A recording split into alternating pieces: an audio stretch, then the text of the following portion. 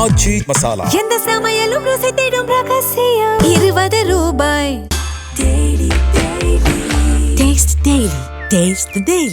பாஜக அமைச்சரவையில், மோடி அமைச்சரவையில் திமுக இடம்பெறப் போகிறது என்ற பேச்சு கடந்த ஒரு மாத காலமாக அரசல் புரசலாக வந்து கொண்டிருக்கு. இப்போ அது ஒரு சீரியஸ் டாக்காக பொலிட்டிக்கல் சர்க்கிள்ஸ்லையும் மீடியா சர்க்கிள்ஸ்லையும் வர ஆரம்பிச்சிருச்சு. நியூஸ் பேப்பர்ஸ் அதை பற்றி ரிப்போர்ட்ஸ் போட ஆரம்பிச்சிட்டாங்க.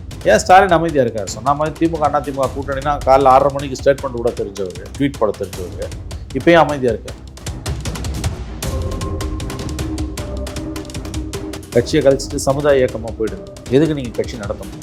பிஜேபியோட நீங்கள் போய் கூட்டு சேர்ந்தீங்கன்னா நிர்மூலம் ஆகிடும் திமுக இஷ்யூ சீரியஸ் இஷ்யூ.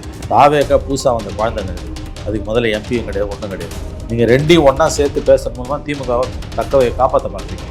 திமுக இஷ்யூ தாங்க சீரியஸ் இஷ்யூ. தாவேக்காக எம்பியாக கிடையாது. கடந்த காலங்களில் இவங்க தான் முதல்ல போய் நிற்பாங்க. மோடி எதிர்ப்பு, பாசிச பாஜக. தமிழ்நாட்டில் யாருக்காவது 3 நாள் மலச்சிக்கல்னா கூட பிஜேபி தான் காரணம்னு 5 வருஷமாக முழங்கி கொண்டு இருந்த திராவிட முன்னேற்ற கழகம் இந்த 3 மாதங்களாக அப்படியே பம்முது. ஏன் பம்முது? சேவ் கான்ஸ்டியூஷன் மாநாட்டில் திமுகலேருந்து யாருமே கலந்துக்கலையா? வழக்கமாக முன்னணியில் நீங்கள் தானே இருப்பீங்க. ஒன்று அப்பா இருப்பார், இல்லை புள்ள இருப்பார். ரெண்டுமே காணும். அப்பாவையும் காணும், புள்ளையும் காணும். அதில் 6 மணிக்கு பேப்பர் வந்துடுதுல்ல. கரெக்டு. 8 மணிக்கு உள்ள, நான் சொல்கிறது 8 மணிக்கு உள்ள ரியாக்ட் பண்ணியிருப்பாங்க. ஃபர்ஸ்ட் ரியாக்ஷன் வந்துருக்கும். 10 மணி வாக்கில் ஸ்டேட்மெண்ட் வந்துருக்கும். 12 மணிக்கு ப்ரெஸ்ஸை கூப்பிட்டு சொல்லுவாங்க, திட்டமிட்ட வதந்தி, ஒருபோதும் பிஜேபியோடு சேர மாட்டோம், கார் உள்ளலும், வான் உள்ளலும், கடல் உள்ளலும், எல்லாத்தையும் பேசிட்டு கட்சியில் போய் சேர்ந்து மந்திரி ஆவாங்க. அதனால இப்போ இந்த 2 நாளாக இந்த ரிப்போர்ட் தொடர்ந்து வந்துக்கிட்டே இருக்குல்ல. திமுகவின் மௌனத்துக்கு என்ன அர்த்தம்? அதிகாரபூர்வமாக திமுகவின் பொதுச் செயலாளரோ அல்லது தலைவரோ அவங்க தான் இதுக்கெல்லாம் பேசணும். பதவி இல்லாமல் திமுகவால் இருக்க முடியும். இல்லை, இதை நீங்கள் முன்னாடி அடிக்கடி சொல்லியிருக்கீங்க, பதவி இல்லாமல் அவங்க இருந்ததே இல்லை. ஒன்று இங்கே இல்லை அங்கே. ஆமாங்க. அது இங்கே வந்து மோடி அரசு அவங்களுக்கு எதிராக நடவடிக்கை எடுக்க போதுன்னு தெரிஞ்சதுன்னா பாதுகாப்பு தேடி அவர்கள் பிஜேபியிடம் சரணடைவார்கள்.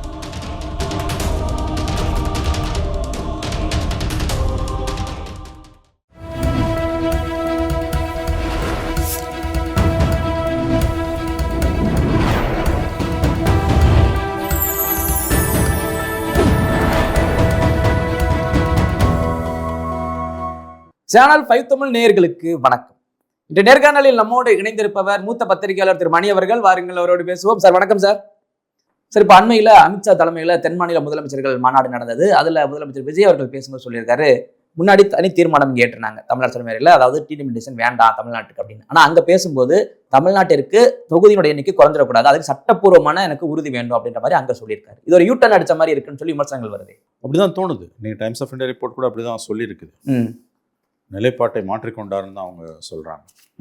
இங்கே பேசும்போது சட்டமன்றத்தில் வந்து நோ டிலிமிட்டேஷன்றது தான் எங்கள் ஸ்டாண்டுன்னு தான் தெளிவாகவே அவங்க பேசினாங்க சட்டமன்றத்தில். ஆமாம். அதுக்கு முன்னால் அனைத்து கட்சி கூட்டத்திலையும் நோ டிலிமிட்டேஷன் தான் பேசினாங்க. ஃப்ரீஸ் கம்ப்ளீட்லி அடுத்த 25 ஆண்டுகளுக்கு வந்து எந்த மாற்றமும் கூடாதுன்றது தான். அதுதான் நேற்று காங்கிரஸ் DK சிவகுமார் அதை தான் பேசியிருக்கு. ஆமாம், அவர் தெளிவாக சொன்னார். ஆமாம். ஆனால் அனைத்து கட்சி கூட்டத்திலையும் சட்டமன்றத்திலையும் ஒரு ஸ்டாண்ட் எடுத்துட்டு மத்திய உள்துறை அமைச்சரோட கூட்டத்தில் வந்து தமிழ்நாட்டுக்கு பாதிப்பு இல்லாமல் டீலிமிட்டேஷன்றது பல்ட்டி அடிச்சிருக்காங்கன்னு தான் தோணுது. ஏன்னா இதுக்கு எந்த விதமான கிளாரிஃபிகேஷனும் எதுவும் வந்த மாதிரி தெரியல. ஏதோ ஐ திங்க் அஃபிஷியலாக வந்துதா என்னன்னு தெரியல. நிர்மல்குமாரோ ஆதவர்ஜனாவோ இல்லை நாங்கள் எங்கள் நிலைப்பாட்டை மாற்றலை அப்படின்னு ஏதோ ஒரு ஸ்டேட்மெண்ட் கொடுத்துருக்காங்க. ஆனால் அவர் மீட்டிங்கில் அவர் படித்த உரை, முதலமைச்சரோட உரையை பார்க்கும்போது தெளிவாக தெரியுது அவங்க நோ டீலிமிட்டேஷன் தான் அவங்க ஸ்டாண்டு. அதோட அர்த்தம் என்னென்னா freeze delimitation exercise for seats for next 25 years. ஆமாம், 76 2001 மாதிரி 2026 பண்ணும். இதுதான் அவங்க stand. Freeze, completely freeze, no டீலிமிட்டேஷனாக ஃப்ரீஸ் ஃபார் நெக்ஸ்ட் 25 இயர்ஸ். எப்பயுமே டீலிமிட்டேஷன் வேணான்னு அர்த்தம் இல்லை, 25 இயர்ஸ்க்கு வேணாம், அதுதான் அதோட அர்த்தம். ஆனால் அங்கே போய் தமிழ்நாட்டுக்கு பாதிப்பு இல்லாமல் டீலிமிட்டேஷன் பேசியிருக்காரு. இப்போ இந்த முரண்பாடு ஏன் வந்தது? எதற்காக இந்த நிலைப்பாட்டில் மாற்றம்? ஆக இது ஆராய்ச்சிக்குரிய கவனிக்க வேண்டிய ஒரு விஷயம் தான். ஏன்னா ஒரு ப்ராப்ளம் என்னன்னா, என்ன குற்றச்சாட்டு இந்த அரசு மீது வைத்தாலும் முதலமைச்சர் வாயை திறக்கிறது இல்லை. அமைச்சர்கள் ஆளுக்கு ஒன்று பேசுகிறாங்க, வேலை கூத்து நடந்துகிட்டு இருக்குது. இப்போ முக்கியமான இஷ்யூவில் வந்து ஈயம் பூசின மாதிரி இருக்கணும், பூசாத மாதிரி இருக்கணும்ன்ட்டு இங்கே ஒரு ஸ்டாண்டு அங்கே ஒரு ஸ்டாண்டு கேட்டால் மாற்றவே இல்லை ஸ்டாண்ட். அது எப்படி மாற்றலைனுங்க? நோ டீலிமிட்டேஷன் தான் உன் ஸ்டாண்டு, தட் இஸ் நெக்ஸ்ட் 25 இயர்ஸுக்கு கூடாது, ஃப்ரீஸ்.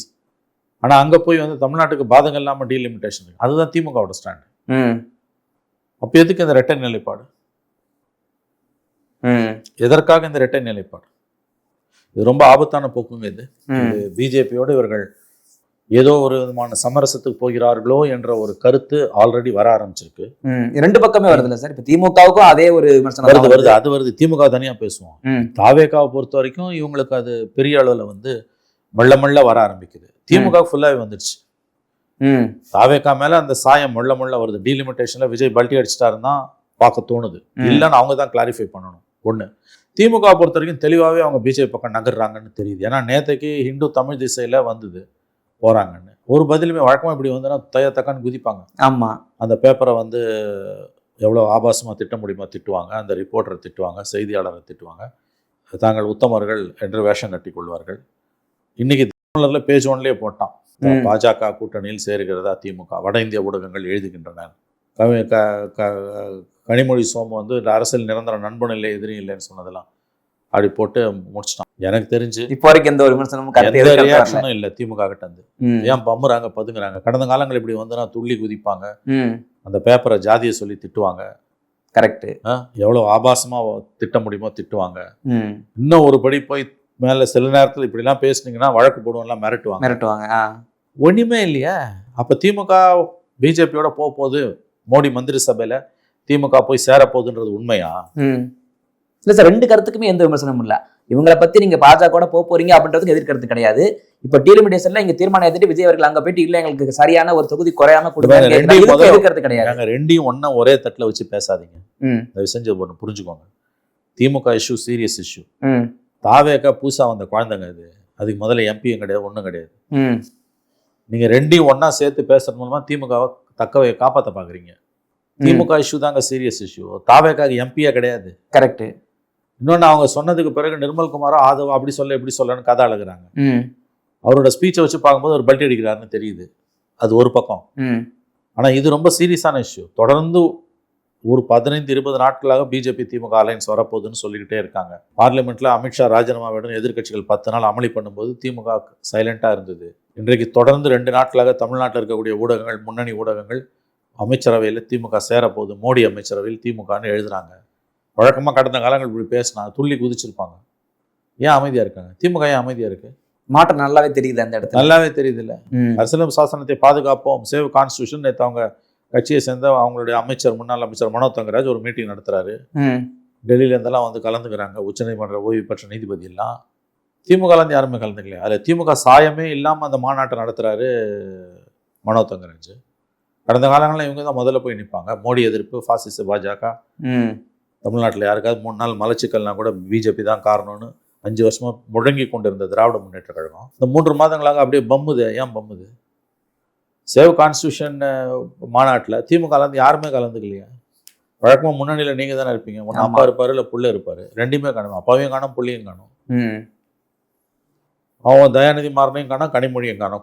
குடும்பத்தில் யாராவது ஒருத்தர் இல்லாமல் பிஜேபி மோடி எதிர்ப்பீங்க? நடக்கவே நடக்காது. யாருமே இல்லையா? கனிமொழி இல்லை, தயாநிதி இல்லை, உதயநிதி இல்லை, ஸ்டாலின் இல்லை, மொத்தமாக கைவிட்டாச்சு. அப்படிதான் தோணுது. நான் கேட்குறேன், அப்படி இல்லைன்னா இந்த ஸ்டேட்மெண்ட்டுக்கு பதில் சொல்லுங்க. எல்லாத்துக்கும் நாங்கள் பதில் சொல்ல வேண்டிய அவசியம் இல்லைன்னு கதை அழகாதீங்க. இதெல்லாம் வந்து ரொம்ப சீரியஸான ஒரு இஷ்யூ. உண்மையிலே அப்படி இல்லைன்னா இது அவதூறுன்னு நீங்கள் சொல்லியிருப்பீங்க. காலைல 8 மணிக்கெலாம் ரியாக்ட் பண்ணியிருப்பாங்க. அதுவும் ட்விட்டர் இருக்குல்ல, இப்போ சோஷியல் மீடியா இருக்குல்ல, காலைல 6 மணிக்கு பேப்பர் வந்துடுதுல்ல. கரெக்ட். 8 மணிக்கு உள்ள, நான் சொல்றது 8 மணிக்கு உள்ள ரியாக்ட் பண்ணியிருப்பாங்க. ஃபர்ஸ்ட் ரியாக்ஷன் வந்திருக்கும். 10 மணி வாக்கில் ஸ்டேட்மெண்ட் வந்திருக்கும். 12 மணிக்கு பிரஸை கூப்பிட்டு சொல்லுவாங்க, திட்டமிட்ட வதந்தி, ஒருபோதும் பிஜேபியோடு சேர மாட்டோம், காருள்ளல்வும் வானுள்ளல்வும் கடல் உள்ளல்வும் எல்லாத்தையும் பேசிட்டு கட்சியில் போய் சேர்ந்து மந்திரி ஆவாங்க. அதனால இப்போ இந்த 2 நாளாக இந்த ரிப்போர்ட் தொடர்ந்து வந்துகிட்டே இருக்குல்ல. திமுகவின் மௌனத்துக்கு என்ன அர்த்தம்? அதிகாரபூர்வமாக திமுகவின் பொதுச் செயலாளரோ அல்லது தலைவரோ அவங்க தான் இதுக்கெல்லாம் பேசணும். வாயை திறந்து ஒருபோதும் பிஜேபியோடு சேர மாட்டோம், வரக்கூடிய செய்திகள் முற்றிலும் தவறானவை, உள்நோக்கம் கொண்டவை, கடுமையாக கண்டிக்கத்தக்கவை அப்படின்னு ஒரு ஸ்டேட்மெண்ட்டை இந்த நேரம் திமுக விட்டுருக்கணுமா இல்லையா? கண்டிப்பா. ஏன்னா அந்த டிஎம்கே ஏடிஎம்கே ஒன்று சேரப்படாங்க. அந்த தேர்தல் நேரத்துல காலையில 6:30 மணிக்கெல்லாம் ஸ்டாலின் அவர்கள் கொடுத்துட்டு இருந்தாருல. இப்ப என்ன அவ்வளவு நேரம் ஆச்சு? 12 மணி ஆச்சு நம்ம பேசுறோம். காலையில திமுக கூட்டணின்னு தினமலர்ல வந்தப்ப காலைல 6:30 மணிக்கு ரியாக்ட் பண்ணிட்டாரு. ஆமா, பாதி பேருக்கு வீட்டுக்கு போய் சேர்ந்திருக்காது பேப்பர், அதுக்குள்ள அவர் ரியாக்ட் பண்ணிட்டாரு. ஆனா அதுவும் உண்மை. திமுகவும் ஒன்னு சேர்ந்து ஆட்சி அமைக்க பார்த்தாங்கன்றது உண்மை. சொன்ன மாதிரி வந்து அதுக்கு ரியாக்ட் பண்ணீங்கல்ல, இதுக்கு ஏன் சார் அமைதியா இருக்கீங்க? அப்ப கிட்டத்தட்ட ஊர்ஜிதம் ஆயிருச்சு. அப்படித்தான் தோணுது. பதவி இல்லாம திமுகவால இருக்க முடியாது. இல்ல இதை நீங்க முன்னாடி அடிக்கடி சொல்லியிருக்கீங்க, பதவி இல்லாம அவங்க இருந்ததே இல்லை, ஒண்ணு இங்க இல்ல அங்க. ஆமாங்க, அது இங்க வந்து மோடி அரசு அவங்களுக்கு எதிராக நடவடிக்கை எடுக்க போதுன்னு தெரிஞ்சதுன்னா பாதுகாப்பு தேடி அவர்கள் பிஜேபியிடம் சரணடைவார்கள். 2 நாளா வந்துட்டு இருக்குது. அதுக்கு முன்னால தொடர்ந்து சோஷியல் மீடியால நிறைய பேர் எழுதுறாங்க, பொலிட்டிக்கல் டாக் வருது. திமுகவில் இருக்க முன்னணி தலைவர்கள், முன்னாள் அமைச்சர்கள் பர்சனலாக பேசும்பொழுது செய்தியாளர்களிடம் என்ன அது உண்மையான்னு கேட்குறாங்க. அவங்களுக்கே தெரியல இப்படிலாம் வருது உண்மையான்னு. அப்போ அவங்களுக்கே அந்த பயம் வந்துடுச்சு. அப்போ அவங்க தனிப்பட்ட முறையில் பேசும்போது சொல்கிறது பெரிய அளவில் பார்ட்டியில் குழப்பம் இருக்குது, பிஜேபியோட போனால் என்ன தப்புன்னு ஒரு விவாதம் கட்சிக்குள்ளே எழும்பி இருக்குன்றாங்க. வேற ஆப்ஷன் இல்ல சார். இப்போ ஏன்னா காங்கிரஸ் தான் இவ்வளவு நாள் கூட இருந்து, இப்போ அவங்களும் போயாச்சு தாவேக்கா கூட. வேற ஆப்ஷன் கட்சியை கழிச்சிட்டு போயிடுங்க, கட்சியை கழிச்சிட்டு சமுதாய இயக்கமாக போயிடுங்க. எதுக்கு நீங்கள் கட்சி நடத்தணும்? பிஜேபியோட நீங்கள் போய் கூட்டு சேர்ந்தீங்கன்னா நிர்மூலம் ஆகிடும் திமுக. அது இந்த 5 வருஷமா anti DMK BJP anti BJP அவங்க தான் சொன்னேன். 3 நாள் எவனுக்காவது மலச்சிக்கல்னா பிஜேபி தான் காரணம்னு பேசினவங்க. தினம் ஒரு அறிக்கை, தினம் ஒரு மாநாடு, தினம் ஒரு ஸ்டேட்மெண்ட், தினம் ஒரு குழு, தினம் ஒரு ஓய்வு பெற்ற நீதிபதி தலைமையில ஒரு குழு. ஆக்சுவலா பாஜக வந்து அண்ணாமலை வளர்த்தான்னு சொல்லுவாங்க, அதை கண்டு திமுக அதிகமாக வளர்த்திருக்கு சொல்லி சொல்லி சொல்லி சொல்லி. இப்போ அந்த திமுக கிட்ட போய் நீ கொளுத்தினார்ல டீலிமிட்டேஷன். ஆமா, இப்போ வந்து ஃபேர் டீலிமிட்டேஷன். ஏங்க 2 நாளா திமுக அமைதியா இருக்கு? பிஜேபி திமுக கூட்டணி வரும், பாஜக அமைச்சரவையில், மோடி அமைச்சரவையில் திமுக இடம்பெற போகிறது என்ற பேச்சு கடந்த 1 மாத காலமாக அரசல் புரசலாக வந்து கொண்டிருந்தது. இப்போ அது ஒரு சீரியஸ் டாக்கா பொலிட்டிக்கல் சர்க்கிள்ஸ்லையும் மீடியா சர்க்கிள்ஸ்லையும் வர ஆரம்பிச்சிருச்சு. நியூஸ் பேப்பர்ஸ் அதை பற்றி ரிப்போர்ட்ஸ் போட ஆரம்பிச்சிட்டாங்க. கடந்த காலங்கள் இப்படி நடந்ததுன்னா துள்ளி குதித்து வந்து முதல்ல அதை அதுக்கு மறுப்பு தெரிவிச்சிருப்பாங்க. இப்போ ஏன் சைலண்டாக இருக்காங்க? ஏன் ஸ்டாலின் அமைதியாக இருக்காரு? சொன்ன மாதிரி திமுக அண்ணா திமுக கூட்டணினா காலைல 6:30 மணிக்கு ஸ்டேட்மெண்ட் கூட தெரிஞ்சவர், ட்வீட் போட தெரிஞ்சவர், இப்போ ஏன் அமைதியாக இருக்காரு? சரி, ஒருவேளை பாஜகவோடு இவங்க போறாங்கன்னா என்ன ஸ்டாண்ட் எடுப்பாங்க? ஏன்னா அதெல்லாம் அவங்க 1000 ஸ்டாண்ட் எடுப்பாங்க. நான் சொல்றேன், அதெல்லாம் அவங்க 10,000 ஸ்டாண்ட் எடுப்பாங்க. நீட்டு தமிழ்நாட்டுக்கு மட்டும் விலக்கு கொடுப்பது குறித்து ஆராய்வதற்காக ஒரு குழுவை அமைப்பது குறித்து பரிசீலிப்பதாக பிரதமர் வாக்குறுதி கொடுத்திருக்கிறார். புரிஞ்சிருக்கும்னு நினைக்கிறேன் மக்களுக்கு. நீட்டில் தமிழ்நாட்டுக்கு மட்டும் விதிவிலக்கு அளிப்பது குறித்து அதனை குறித்து ஆராய்வதற்காக ஒரு கமிஷன் அல்லது குழுவை போடுவது குறித்து நிச்சயம் யோசித்து நல்ல முடிவு சொல்வதாக பிரதமர் வாக்குறுதி கொடுத்திருக்கிறார். பிரதமரே வாக்குறுதி கொடுக்கும்போது அதை நாம் நம்பாமல் இருக்கலாமா? ஆகவே நாட்டு நலன் கருதி, இந்தியாவின் நலன் கருதி நாங்கள் பாஜக அரசில் இடம்பெறுவது என்று முடிவு செய்தோம். இதை பதவிக்காக என்று சில மூடமதியாளர்கள் பேசுவார்கள். அவர்கள் பேசுவது பேசிக்கொண்டே இருக்கட்டும், நாம் நம் கடமையை செய்வோம். ஒருபோதும் நாம் தமிழ்நாட்டை கைவிட மாட்டோம். ஃபியூச்சரை முன்கூட்டியே கிடைச்ச மாதிரி இருக்கு சார். இது நடக்கும். இதெல்லாம் நடந்தது கடந்த காலத்துல. நான் சொன்ன உங்களுக்கு 99ல் நீங்க பிறந்தீங்களான்னு எனக்கு தெரியாது. 1 கோடி கையெழுத்து கருணாநிதி லயலா காலேஜில், மதவெறிக்கு எதிரான 1 கோடி கையெழுத்து வாஜ்பாய் அரசு, கலைஞர் அப்போ சிஎம், மார்ச் 1ஆம் தேதி சாயங்காலம் 4 மணிக்கு லயலா காலேஜ். நான் பார்த்தேன், நான் இருந்தேன். முதல் கையெழுத்து அவர் தான் போட்டார். மதவெறிக்கு எதிரான 1 கோடி கையெழுத்து. கரெக்டாக 47 நாள் ஏப்ரல் 17 ஜெயலலிதா அந்த கவர்மெண்ட்டை கவுக்கும் போது திமுக 6 எம்பிஸ் போய் வாஜ்பாய்க்கு ஓட்டு போட்டு அப்படியும் 1 ஓட்டில் கவுந்தது. 47 நாளில் நடந்த அற்புதம் இது. மதவெறிக்கு எதிராக 1 கோடி கையெழுத்து, அங்கே பிஜேபிக்கு ஆதரவு. அப்புறம் நாங்கள் இருக்க இடத்துல மதவெறி இருக்காதுன்னு ஒரு கதை. நாங்கள் இருக்க இடத்துல மதவெறி இருக்கவே இருக்காது. ஆர்எஸ்எஸ் ஒரு சமூக நீதி இயக்கம்னு ஒரு, ஆர்எஸ்எஸ் வந்து சமுதாய இயக்கம்னு ஒரு அற்புதமான கண்டுபிடிப்பு. அப்புறம் வாஜ்பாய் வந்து ரைட் மேன் இந்த ராங் பார்ட்டி. அப்புறம் குஜராத் இனப்படுகொலைகள் ஒரு மாநிலத்தின் சட்டம் ஒழுங்கு பிரச்சனை. உறவுக்கு கை கொடுப்போம், உரிமைக்கு குரல் கொடுப்போம். இந்த மாதிரி பல அவதாரங்களை அவங்க வந்து கண்ணிமைக்கும் நேரத்தில் எடுப்பார்கள். அவங்களுக்கு இது ஒரு பெரிய மேட்ரு கிடையாது, அப்ப மேட்ரு இது ஒண்ணுமே கிடையாது. இதெல்லாம் வந்து அவங்களுக்கு வந்து ரஜினி பாஷையில் சொன்னா ஜுஜிபி, இதெல்லாம் ஒண்ணுமே கிடையாது. இது எப்படிங்க இதை நியாயப்படுத்துவாங்கன்றீங்க? நியாயப்படுத்தும் போது நீங்கள் பார்த்து அதிர்ந்து போவீர்கள். எழுதி வைத்துக் கொள்ளுங்கள். சார், இதுல குறிப்பா எனக்கு ஒரே ஒரு கேள்வி மட்டும். அன்றைக்கு அந்த மாநாட்டுக்கு முதல் நாள் இரவே ஒரு 1 மணி நேரம் விஜய் அவர்கள் வந்து அமித்ஷாவை சந்திச்சு பேசினதா சொல்றாங்க. குறிப்பான பேசினால அவங்க மேஜையில 3 ஃபைல் இருக்கதா சொன்னாங்கல்ல. திமுக ஆட்களை எங்கள் மீது ரொம்ப இடத்தில் கொடுக்குறாங்க, அவங்க மீது நடவடிக்கை எடுக்கணும், அதுக்கு நீங்க உதவி வேண்டும், இந்த மாதிரியான கோணத்துல போயிருப்பாருன்னு ஒரு பார்வை இருக்கு. அது எப்படி வாய்ப்பு இருக்குமா? எனக்கு தெரியாதுங்க என்ன நடந்தது. இதெல்லாம் வந்து தேசியத்தின் அடிப்படையில் பேசும். முதலமைச்சரும் மத்திய உள்துறை அமைச்சரும் 1 மணி நேரம் சந்திச்சு பேசினாங்களாமா தனியா ஆமா முதல்ல. அப்படி ஒரு தகவல் இருக்கு. அப்படி பேசியிருக்காங்க அப்படின்னா ம். அதில் என்ன நடந்ததுன்றதை பற்றி ஆளாளுக்கு ஒன்று சொல்கிறது, என் சோர்ஸ் சொன்னதுன்றதெல்லாம் ரொம்ப முட்டாள்தனமான அயோக்கியத்தனமான வார்த்தை. ம். பொதுவெளியில் இருக்கக்கூடிய விஷயத்தை வச்சு நம்ம பேசலாம். பொதுவெளியில் அப்படி பார்த்தீங்கன்னா ஒரே ஒரு விஷயம் இருக்குது. டீலிமிட்டேஷனில் கிட்டத்தட்ட விஜய் தான் ஸ்டாண்டை மாற்றிக்கிட்டாரு. அது முதல் நாள் அமித்ஷாவோட தனியாக 1 மணி நேரம் பேசுனதோட விளைவு என்று நாம் புரிந்து கொள்ளலாம். அப்படி தானே இருக்குது. சட்டமன்றத்திலையும் அனைத்து கட்சி கூட்டத்திலையும் நோ டீலிமிட்டேஷன்றது தான் அவங்க ஸ்டாண்ட், ஆமா, which is freeze it for next 25 years. ஆனால் அங்கே போய் தமிழ்நாட்டுக்கு பாதிப்பு இல்லாமல் டீலிமிட்டேஷன் நேற்று பேசியிருக்காரு. அந்த பேச்சையும் அதற்கு ஒரு 12 மணி நேரம் முன்பு மத்திய உள்துறை அமைச்சர் அவருடன் இரவு அவரை சந்தித்து 1 மணி நேரம் பேசினாரம்மா. 55 நிமிடங்கள் சரியாக. 55 நிமிஷம் பேசியிருக்காங்கன்னா முக்கியமாக ஏதோ பேசியிருக்காங்க, கண்டிப்பாக பேசியிருக்காங்க. அப்போ அதோட தொடர்ச்சி தான் அடுத்த நாள் ஸ்டாண்டு மாறுது. பட் கூடுதல் ஆதாரங்கள் தேவை. இதை மட்டும் வச்சு நம்ம முடிவு பண்ண முடியும். ஆனா பிஜேபி இரு கரங்களையும் 2 பேருமே கைப்பற்றி இருக்க மாதிரி தெரியும். ஆமா, எல்லாருமே அதிமுக, திமுக, தாவேக எல்லாருமே கிட்டத்தட்ட பிஜேபி கண்ட்ரோல்ல தான் இருக்காங்கன்னு தோணுது. இந்த விஷயத்துல அவங்க என்ன ஸ்டாண்ட் எடுக்கிறாங்கன்னு பார்க்கணும். டீலிமிட்டேஷன்ல அதுக்கு அடுத்து மற்ற இஷ்யூஸ்ல அவங்க என்ன பண்ண போறாங்க. இல்ல சார், அதான் திரும்ப கேட்டேன். அந்த டீலிமிட்டேஷன்ல ஃபர்ஸ்ட் தீர்மானம் போட்டவர் விஜய் அவர்கள் இப்போ ஃபேரா கொடுங்க, எங்களுக்கு எதுவும் குறைச்சிடக்கூடாது. கண்டிப்பா உண்மைன்னா அது மாற்றங்க. அது பல்ட்டி அடிச்சிருக்காங்க. திமுக என்ன பேசிக்கணும்ல சார், இப்படி பேசியிருக்காரு விஜய் அவர்கள். ஆமா, திமுக அதை ரியாக்ட் பண்ணியிருக்காங்க. திமுக அவர் பல்ட்டி அடிச்சிருக்காருன்னு ஏதோ சொல்லியிருக்காங்க. இல்ல வெளியில 2ஆம் கட்ட 3ஆம் கட்ட அரசியல்வாதிகள் இவங்க மெயினா இருக்கவங்க எம்எல்ஏ கூட எதிர்கட்சிகளே பேசல. தெரியல, எதிர்கட்சிங்க பேசணும்னு அவசியம் கிடையாது. எதிர்கட்சிகள் சட்டமன்றத்தில் தீர்மானம் இன்னைக்கு இப்ப குரல் எழுப்பி நான் பார்த்த வரைக்கும் அதை பத்தி டாபிக்கே எடுக்கல. சோ எல்லாமே அண்டர்ஸ்டாண்டிங்ல தான் போகுது. இருக்கலாம். திமுகவுக்கும் பிஜேபிக்கும் ஒரு அண்டர்ஸ்டாண்டிங் இருக்கும்போது தாவேகா போய் அது உள்ள போடும்போது தாவேகாக்கும் பிஜேபிக்கும் ஒரு அண்டர்ஸ்டாண்டிங் வரும். இது பாருங்க, ரொம்ப எல்லாம் குழப்பி சொயட்டி உழப்பிக்க வேணாம். உங்களுக்கு உடச்சு சொல்றேன் நான், திமுகவுக்கு நம்பர் 1 எனிமி பிஜேபி கிடையாது, தாவேகா. ஆமா, ஏன்னா இது மாநில கட்சி. தாவேகாக்கு நம்பர் 1 எனிமி பிஜேபி கிடையாது, மதவாத பிஜேபி நான்சென்ஸ் கிடையாது. ஒரே எதிரி திமுக. திமுகக்கு எதிரி தாவேகா, தாவேகாக்கு எதிரி திமுக. பிஜேபி எதிர்ப்புன்னு 2 பேரும் பேசுவாங்க ஓட்ட வாங்குறதுக்கு, சிறுபான்மையின மக்களை ஏமாத்தி ஓட்ட வாங்குறதுக்கு. ஒரு 2 பேருமே அங்கே காம்ப்ரமைஸ் ஆகுறாங்கன்னு தான் தோணுது. 1 மணி நேரம் 55 நிமிஷம் அமித்ஷாவோட பேசுறாரு, அடுத்த நாள் பல்ட்டி அடிக்கிறாங்க அப்படின்னா அப்போ அசம்பிளி போட்ட ரெசல்யூஷனுக்கு என்ன மரியாதை? கரெக்ட். நோ டீலிமிட்டேஷன் தான் டிவிகேவோட ஸ்டாண்டு. ஆனால் அங்கே நேற்று ஹோம் மினிஸ்டர் மீட்டிங்கில் பேசும்போது தென் மாநிலங்களுக்கு பாதிப்பு வரக்கூடாதுன்றது.